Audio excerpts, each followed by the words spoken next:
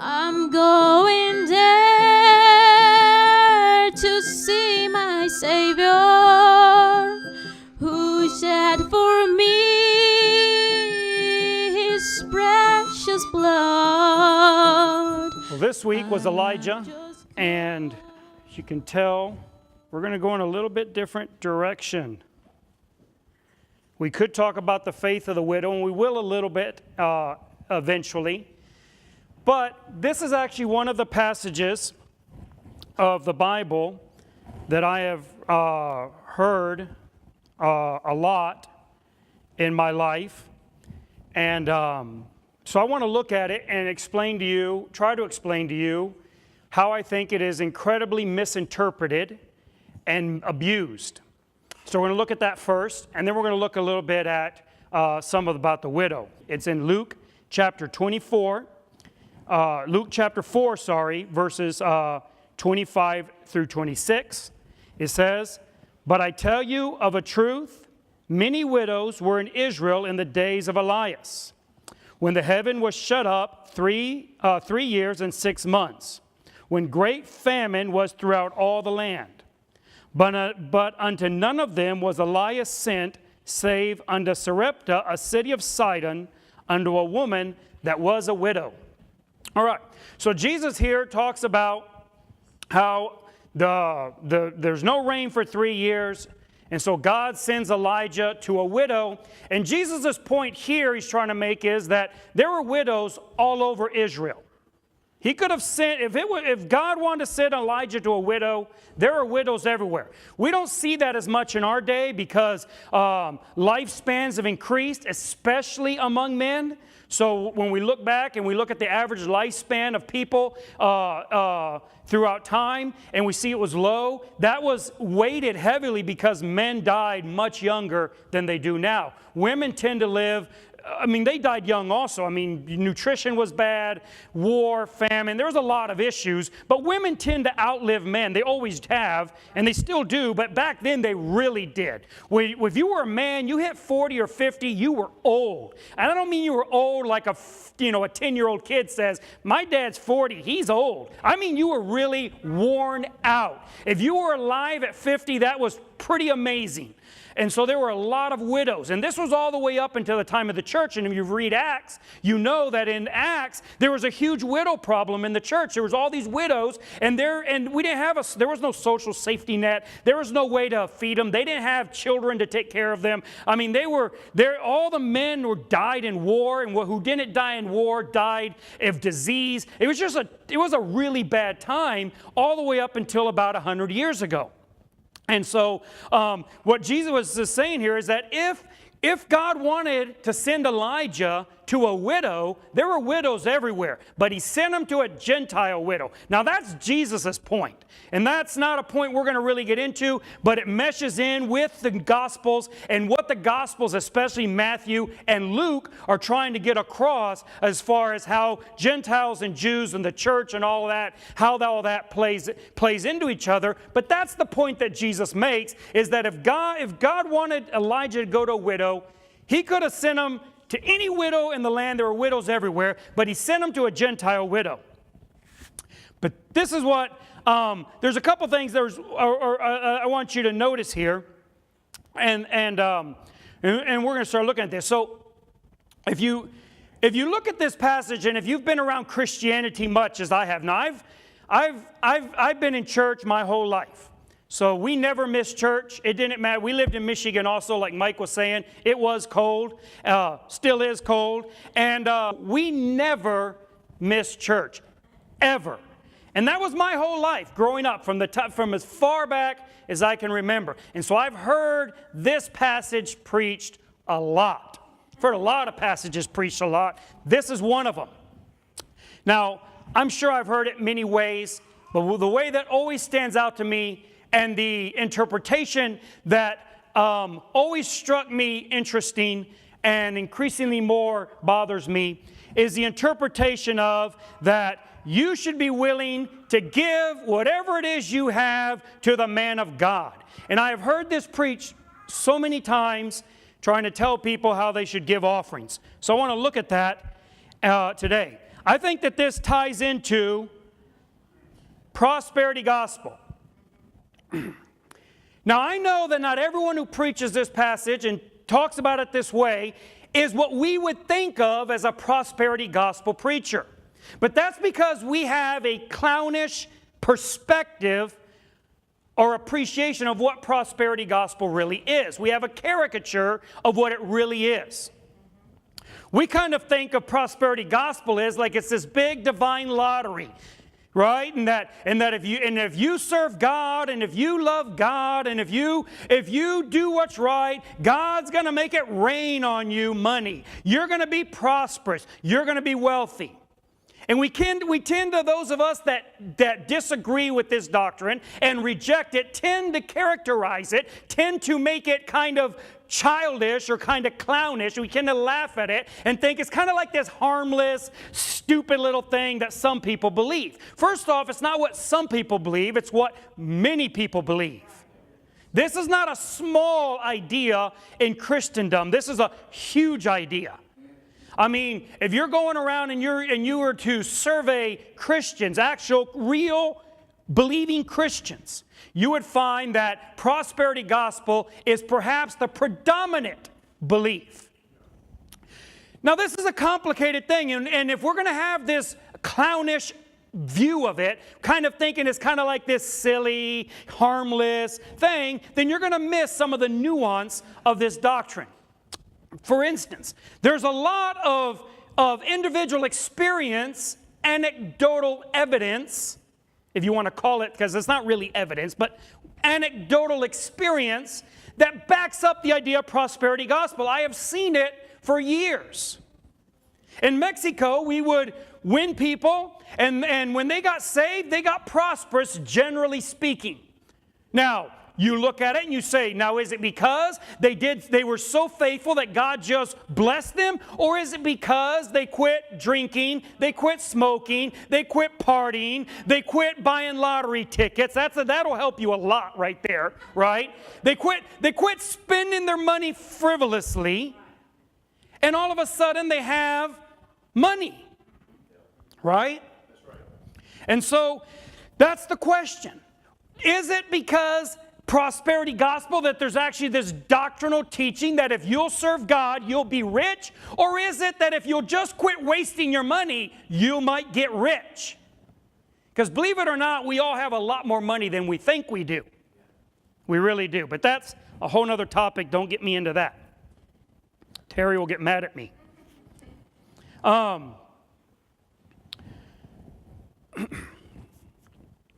So that the nuance of this is that, this is something that seems to be borne out by anecdotal evidence that there is something like this, but I don't think that's exactly what it is. And so I think we ought to really consider what prosperity gospel is and how this ties into what I have heard most of my life, and I suspect most of you, or many of you, have also heard, especially coming out of this passage, that you should take whatever it is you have, and you need to not be stingy with the quote-unquote man of God, that you need to be sure that you're giving God's man what he needs, supporting people. You need to be supporting the missionaries, supporting the elders, supporting whatever it is, whomever it is, to do that, and that because she did that she was blessed, and then God blessed her, and she never ran out of her meal, her flour, and her oil, and it just overran for her, and everything was wonderful. And so if you would do that, God would bless you, and if you're not going to do that, God might not bless you. There's something we need to understand about prosperity gospel. Paul kind of deals with this in 1 Timothy. He says, perverse disputings of men of corrupt minds and destitute of the truth, supposing that gain is godliness. From such withdraw thyself. But godliness with contentment is great gain. He said it is perverse men who believe that gain is godliness. So very quickly, let me tell you that this doctrine that of prosperity gospel, that if you are faithful to God, he will economically bless you, is perverse. That's right. I know many preachers. In fact, I have great respect for preachers who preach this doctrine. I don't respect that part of it, but I respect them because this is very complex. And so there are preachers that I know and deeply respect who believe some form of this doctrine. In fact, I would say that in our circles, most Christians, in my view, subscribe to some form of this doctrine, even though it's inadvertent with many of them. And they will say that when you give to God, He is going to give back to you so you can give. And they have their sermons, and perhaps some of you that have been around for a while have heard these sermons. The give to get, to give to get, to give to get, to give to get sermons. If you give, you're going to have less. That's math. You say, I think God will give it back to me. I don't think so. And I think that the idea, now I'm not saying that everyone who preaches give to get is intentionally being perverse. I think that they are, it all depends on what came first, the chicken or the egg. Did you get to give or did you give to get? And really it's what side of that is where you start that cycle that determines your spirit in the matter. There are the outright prosperity gospel preachers that say that you give to get. Now that's perverse.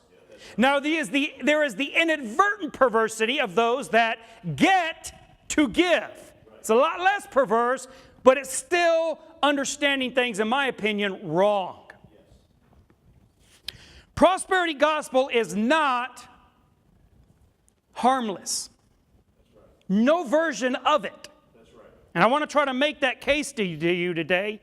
I want to tell you that prosperity gospel is a con job.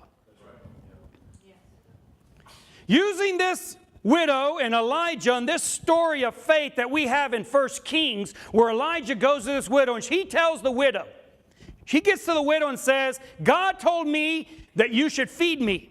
And she says, I only have enough to make one piece of bread. He says, give it to me, make the bread, give it to me first.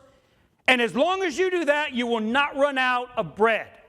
And for 3 years, he lived with that widow, and every day she'd make him a piece of bread, and then she'd look in the little thing where she had just enough flour, just enough oil to make one piece of bread, and there was enough to make one more. And as long as the famine went on, and as long as she fed him first, there was enough for him, her, and her son, and they all ate for 3 years. Now that's not at all like prosperity gospel. She never had 3 bread or 10 bread, and she didn't start a bakery when the famine got done. And as soon as the famine was over, that was it. There was no more miraculous flour. That was the end of it. And when we use that passage to try to tell people that somehow that ties into how you should be giving offerings, it's a con job. They're conning you. And if you don't think that Christianity is full of con men, then you need to wake up, because they are everywhere. And it's not just the ones that are malicious or insidious. It's also ones who have been conned and they think they're doing God's work. In fact, I think they're worse. Yeah, they don't believe that they're conning people. They don't believe that they are deceiving people. They think they're actually doing the work of God. But they're wrong. Now, I want you to understand something about this, because we could look at the side of those that are teaching this doctrine, and we could tear them down and rip them up into little shreds. But ultimately, you are responsible for yourself. If we could find the con men in Christianity and, like Paul says, cut them out from amongst us, we could get rid of them, right? If we could get rid of all the false brethren, well, then we would do that, but you can't. Jesus even said that it is impossible for I can't think of the word in English, scandalos, offenses. It is impossible for offenses not to come. There are going to be false brethren forever. And that is why you need to be smart and wise and spiritual and informed. You. Because there are people out there that will convince you of things that are not true if you let them. And you cannot be thinking, well, I'm just going to find the right church where that doesn't exist. There is no such place. You must be informed for yourself. So let me explain a little bit about how a con job works. A con job requires certain elements generally to work. If you're going to con somebody, it's not like other crimes. It's different. It requires in the pigeon or the mark, that's, if you're saying, who's the pigeon? Then you're the pigeon. So it requires a certain level of conceit, of arrogance in the target. You have to think that you're smarter than the con man. That is crucial for a con job to work. If you're going to get conned, it's because you thought you were smarter and could take advantage of the other person. If you actually think you're dumb and that you could be being ripped off and you're very cautious and you're not willing to just believe anything because you're thinking, you know what, I'm not very smart and this may seem right, but it's probably not right because I'm not ever smart enough to see all the angles, it's very hard to con a dumb person. Now you can deceive a dumb person, but it's hard to con them. You con them by convincing them that they're smarter than you. It also takes a good degree of covetousness. People don't get conned because they want to help others. That's not a con. That's fraud. Right? When you see somebody and they're like, oh, I don't have no money, I need help, and you say, oh, I want to help you, and you give them money, they're not conning you. That's just fraud. Right? They're taking advantage of your good nature. That's not how a con works, because that only gets a few dollars. A con is about a lot of money. And the way they get a lot of money from you is they find people who want something for nothing. So and that's why con jobs are much more successful long term than fraud, because you report fraud, but you're less likely to report that you were conned. Because then they start asking, well, why did you do that? Well, I thought I was going to con him. I remember when I was young, living in San Antonio at the time, I came in the house and I was crying, and I had a big old bump on my head, and I started telling my dad, they threw a rock and they hit me in the head. And my dad, I guess he always knew how I was, and he said, well, what did you do? Did you throw a rock at them? And I said, yes, but mine missed. That's how cons work.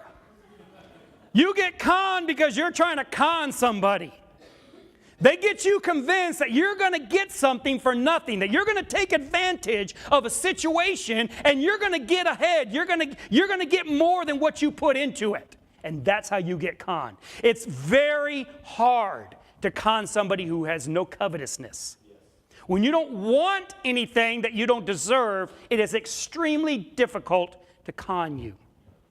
So if you've ever been conned, that just tells you more about you than about the person who did it.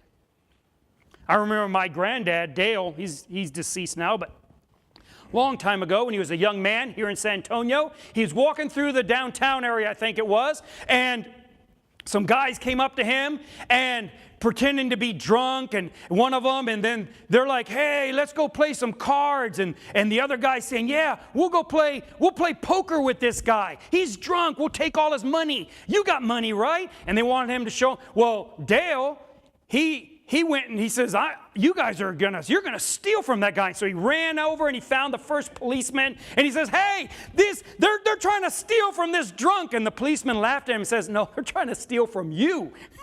They're in on it together. He had no idea. It's very hard to con somebody who's not looking to get something out of someone. Why does prosperity gospel work? Because people want it to work. That's right. This isn't the poor sheep being fleeced. This is that spirit of covetousness that is in every one of us that want to think that God is going to shower us with money if we go to church on Sunday. That surely there must be some benefit for me to follow Christ. Although Christ was adamantly clear on this point. That if you follow him, you will lose, not gain. That you must take up your cross and die daily. That if you love father or mother, if you love houses or land or belongings or riches more than him, you are not worthy of him. And Paul said that the love of money is the root of all evil.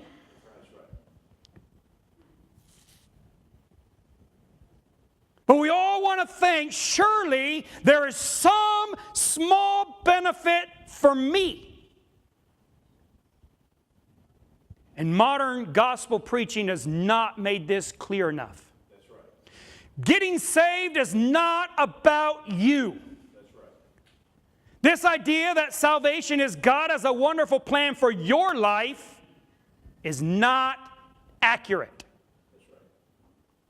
Salvation is about God's will and what he benefits out of it, not you.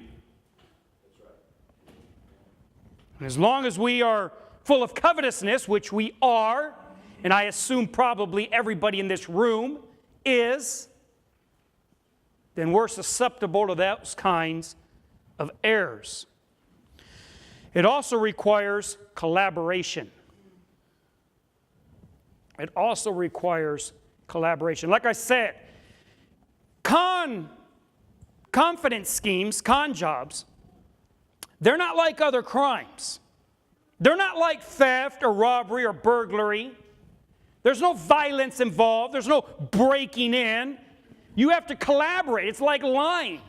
Lying is a collaborative effort, and so is this con job. You have to collaborate with them. You have to buy in and contribute, participate in the whole narrative that is being sold for it to work.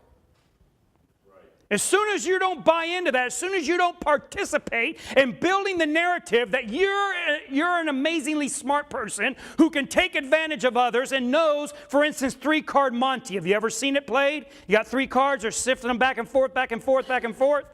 Where's the queen? Where's the queen? And you start winning money. You're like, wow, this is easy. I'm smart. I'm smarter than this guy. Right. Yeah. It requires you to collaborate for that to work. That's right. So that's how cons work. And that's how prosperity gospel works. Why is it a con job? Well, the people benefiting from this are not the congregation. Right. It's the ones teaching it. Yes. Right. Don't be confused. We think it's funny. Aha, it's so hilarious. The prosperity gospel. Everybody wanting to get rich and God's going to shower them with blessings. They are not preaching that for no reason. There is strong financial benefit to preach prosperity gospel, especially those that preach it overtly. That's right. I'm not talking about the ones we're going to deal with in a minute who I believe have inadvertently contributed towards it. I'm talking about the ones that stand up in pulpits and tell you that you need to put money in the plate, and they pass an offering plate around so you put money in it so that you will be wealthy also. And they quote all kinds of crazy verses to try to prove that, including this one. That's why we do not pass an offering plate. I don't know if you've noticed. Maybe you started coming recently and you haven't really noticed. Or maybe you've never been in a Christian church before, or any church. But if you go and compare, you'll find there's something awfully unique about this, that we never, ever pass an offering plate. Because it's designed, the offering plate, passing it, is designed to pressure you to give something. That's right. It's no longer about you giving out of what you purpose in your own heart. It's peer pressure. It's the reason why beggars never approach you in private. Yeah. Just you and them. Because then you'll say, get out of here, stinky beggar. No, they want to approach you when you're walking around with your friends, because it's very hard to be that person who's there with their friends and the beggar comes up and he says, I'm not giving you anything, because then you look terrible. So then you reach in your pocket and you try to find something so that you can just look good.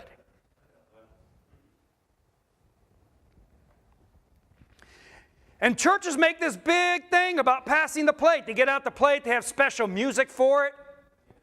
It's almost like the story of the offering. They're passing it around. Big gold plate. You're looking in there. Of course, it's always funny when you get someone who's never been in church before. They think they're offering the money. And that is always comical. They're like, oh, thank you. I will. Don't mind if I do. This is a great church.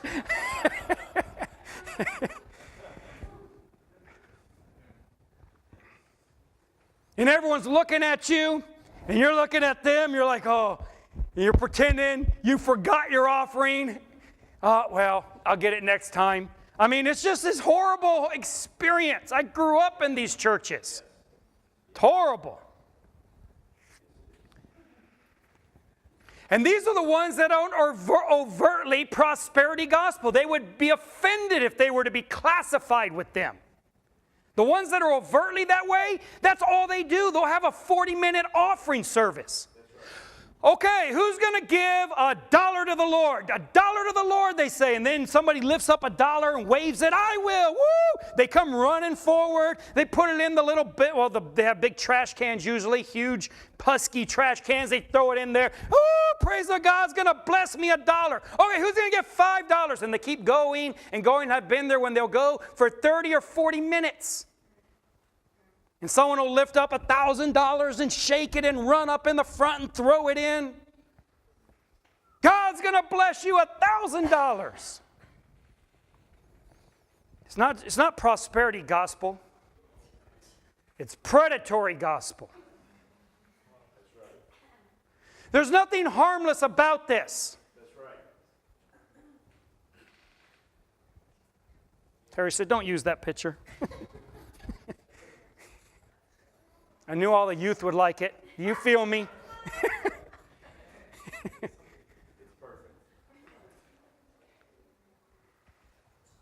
So you had better wake up and start paying attention. Now I want to tell you that there are those ones that are just overtly this way. They are looking to suck your blood.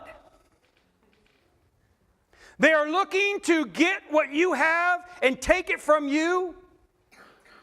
They don't care about your soul. They don't care about whether God blesses you or not. You're a paycheck to them. That's right. But sadly, and especially in our circles, there's a lot of people who have bought into some variations of this. That's right. They don't know it, I don't think. In fact, I'm convinced they don't. And they don't realize they're tied together. But let's look at that. Let's talk about that idea of the man of God. They say, well, Elijah was the man of God. And the widow, she gave him that little cake she had because he was the man of God. And that's how you should treat the man of God. And they got several of these verses where it kind of seems to teach that. And they say, see there, that's how you should treat the man of God. Well, let's just assume for sake of argument right now that that is what it's teaching. So, if you can call down fire from heaven, if you can feed the 5,000 with a few loaves and a couple fishes, and if you can raise the dead, then we'll treat you like the man of God. Yeah, that's right. Otherwise, you're just like us. Yeah, that's right. You know, that widow, she was a tough cookie. You read that story. He gets there and he says, I'm the man of God. Give me your cake and then there will always be more. And every time you get up in the morning, there'll be more. And she does that for 3 years. And at the end of 3 years, it seems to me by how I see the story, her little son dies and Elijah goes and raises him from the dead. And then the widow says, all right, you're the man of God. I didn't believe it for these 3 years. Wasn't convinced. Not too sure about that man of God business. Yeah, I'm the man of God. Give me all your food business. But all right. You're the man of God. I'm convinced. Paul gave us the example, I think, of how the man of God should be. But what I do, that I will do. What is he talking about? He is talking about preaching the gospel and receiving, accepting no money. Not that he didn't ask for money, but he did not receive or accept any money. Now, this is a huge topic that I really want to get into someday. Maybe I'll do, when it's my turn to teach Sunday school, we'll go through this kind of stuff because it's fascinating to me, this whole thing. But let's just keep it simple. This is what Paul did. He'd go to a town to preach the gospel, to start a church, and when he preached to them, he would not allow them to give him anything. And he says, this is one of the, he had a lot of reasons, this is one of them. But what I do, that I will do. He says, I'm not going to stop. There's a lot of criticism against Paul for that decision. He says, I do it, and I'm going to keep doing it. I'm not going to stop doing it. This is why. That I may cut off occasion from them which desire occasion, that wherein they glory, they may be found even as we. He says, I'm cutting the legs out from under the false teachers who are doing it for money. Because I'm taking money out of the equation. And when you take money out of the equation, the people that are there only for profit won't be there no more. Paul says, I know how to starve.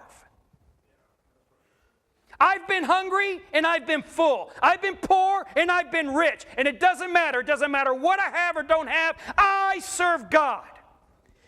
And I can serve God longer without eating than the false brethren can. And I'm willing to prove that point. And so they want to say, we're just like Paul. All these false brethren are coming to the church saying, we're Paul 2.0. And Paul says, that's fine. They want to be like me? Then tell them to be like me. I didn't take anything from you. Tell them to be like me. That's a far better example, I think, of how the man of God should be than misinterpreting this passage over here. My problem with this passage and how it's interpreted is that it is indoctrinated vulnerability. When we start teaching people that, I think that we are, and this is taught, look, some people remember kind of, all different things. Mike remembers everything he reads. Some people remember every person they've ever met. I could meet you today and I won't remember you in 2 minutes. And don't be offended because I'm honest about it. If you come on and say, hey, and I'm like, I don't know you. But I remember sermons I've heard, and I remember them all. I remember that's one of the only things I remember when I was a kid. I remember what the pastor at that little Vermontville Bible church up in Michigan taught. I can remember many of his sermons very well. I remember what I was taught in Sunday school. I got saved in Sunday school at a Halloween party. Praise God. Yeah. I remember these things that are taught.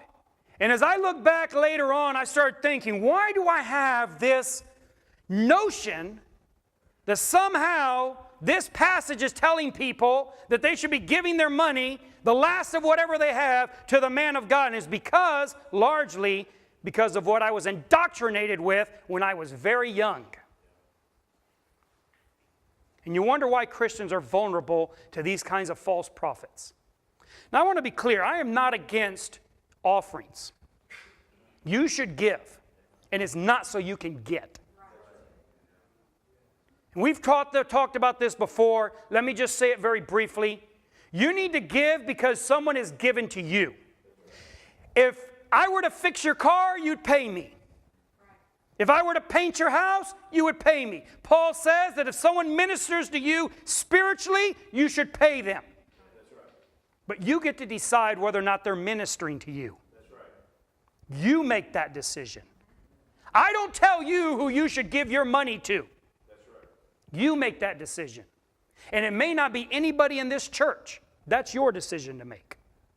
But if you are being ministered to spiritually in your own assessment, then you should also, Paul says, reciprocate financially. Now that is a far cry different than the idea that the man of God deserves what you have. We will deal with that in another day. I've already talked a lot about that. It's not what I want to get into. But I do want to talk about the widow and what happened here. So we talked a little bit about this idea of the man of God and who the man of God is and that we need to support him, whatever. And look, if you're Elijah and you can do all that, well, then you can come to my house and say, give me your last steak. But I'm going to want to see fire from heaven. You know, I'm going to pour water all over the charcoal and you light it up. Right? I want to see you multiply the steak beforehand. Go ahead and raise the dead while you're at it. And then I'll give you a piece of my steak. But this isn't what happened with Elijah. This isn't the story at all. It's being incredibly abused and misinterpreted. Let's go through it quickly. First off, the widow was not the best choice. Elijah didn't look around and say, boy, times are getting tough. I need to find someone who's going to feed me. I know. I'm going to go to a Gentile widow who has one piece of bread. Genius. No. God said, go to that widow. She has one loaf, one piece of bread. Go live with her and tell her to give you that piece of bread. Look, God asked the prophets or commanded the prophets to do a lot of things that were just really, you just know, it's just like, oh, here we go again. Yes. Why? All the rich people there are who actually have enough food in the pantry to last 3 years, and you're sending me to a Gentile widow who has one piece of bread. This was not Elijah looking around saying, I need to find me a sugar mama to take care of me. A mama warbucks, right? Second thing is, throughout the 3 years, they all had bread, but they were living on starvation rations. They didn't have 10 loaves of bread. Every day they had one. I don't care if you have them stacked up in the pantry or they're miraculously reproducing. If all you're eating is one little cake a day, you're hungry. This was not prosperity by any stretch of anybody's imagination. Nobody was pounding on the door saying, hey, give us some of that bread. They were just making it every day. Another important point is, it was Elijah who was feeding the widow. And that's the point that Jesus makes. This is very important to understand. When Jesus said, God didn't send Elijah to many of the widows, that wasn't for Elijah's sake. That's not the point he's making. The point he's making is that God cared about this Gentile widow. Sent Elijah to her house, and Elijah made sure she lived throughout the famine. That widow didn't feed Elijah. She had one cake. Her plan that day when she got up and looked down and saw they had enough for one more meal was she was going to make that meal, her and her son were going to eat it, and then they were going to die. And that was not hyperbole. They were going to die. Elijah shows up and says, you give it to me first, and I'll make sure you have enough for the 3 years. This wasn't the widow giving something to the man of God. This was the man of God caring for the widow. Very important to understand that distinction. The main point here that God wants to make, this is God's point in this story. Why is this story there?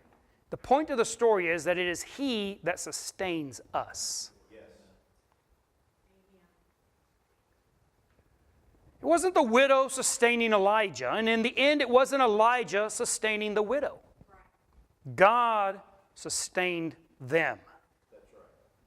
And it required that collaborative effort between the two. It's like the young boy and the fishes. He didn't feed the 5,000. He had enough to feed himself. Jesus fed the 5,000 and gave him back 12 baskets full afterwards. That's right. It's God sustains us. And that was this widow's faith. And speaking of faith, when you look at the widow, and we talk about how she's someone of faith, And we've been talking all through these weeks about faith, and that really when we're talking about faith, we're talking about something that is so small. Because we don't have a lot of faith. And you look at the widow, and how much faith did she really have? Not much. It didn't take much faith. You say, well, she gave her only piece of bread. That didn't take a lot of faith. She was going to die anyways. It's like, yeah, whatever, take it. You know, one day, what is one cake actually going to do? And you know, that should tell us something about us. How reluctant we are to trust God when in reality we never have anything to lose. That's right. We're so worried that if we give something to God, oh, it's so terrible. What do you really have? One brother one time in a mission conference observed how so many people are reluctant to want to be missionaries because they think, I'm going to have to give up my stuff. But then you go to their house and you're looking around saying, that's probably not a bad idea. You know, you got a rundown house and a rundown couch and a 10-year-old TV. What are you really worried about giving up? Elijah shows up to the widow and says, God says, feed me first, and then you'll get to eat every day. She thinks, well, I already know what the option is. It's not like, I'm running out with, I have tons of options. The option is, I eat it first and then I die. Or I feed him, who knows? Maybe he is telling the truth. And every day she thought, maybe he's telling the truth. And for 3 years, every day she thought, maybe. And then he raised the day and goes, all right, he was telling the truth. Doesn't take a whole lot of faith. It doesn't take a lot of faith to trust God because he has been sustaining you your whole life. That's right. Everything you have is from him. That's right. And you need to trust God. Now that does not mean you all need to come and give me your stuff. I don't want your stuff. It means you need to trust God with your decisions. That's right. You need to trust God with your children. You need to trust God with your job. You need to trust him with your life. Okay, it really is a no-brainer. We thank you for being here. If anybody here has a question, wants to talk a little more about this, well, we would love to talk to you. Have a good day.